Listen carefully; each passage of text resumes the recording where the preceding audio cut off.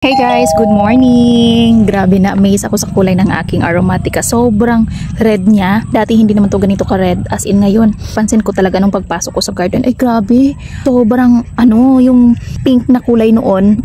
Parang nagda-dark siya ngayon. As in super. And tingnan nyo po yung baby. Ayan, super ganda. And yung kulay niya, hindi naman siya gaano kakulay na kanyang mother. But look, this is the newest leaf na kanyang mother. And this is the baby.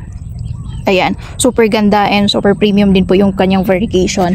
And look, meron din po siyang baby. Dito, 3 din po yung baby niya. Ayan, super ganda din po yung kanyang variegation. Ito, unang baby. And then, ito yung pangalawa. And meron pa to sa gilid. Ayan, kakalabas pa lang. So, ito yung pangatlo niya. Hopefully soon, baka magbigay pa siya ng another baby. Ayan, super ganda nyo. Grabe na amaze ako sa kulay niya. And sa mga nagtatanong, ito lang po yung for sale ko. Maganda din po yung lahi nito guys. Yung isa baka nagtataka kayo kung bakit ni-remove ko yung isang dahon is because nung lumabas ito, sobrang full moon, heavy bar po talaga. So ang nangyari is nalusaw siya.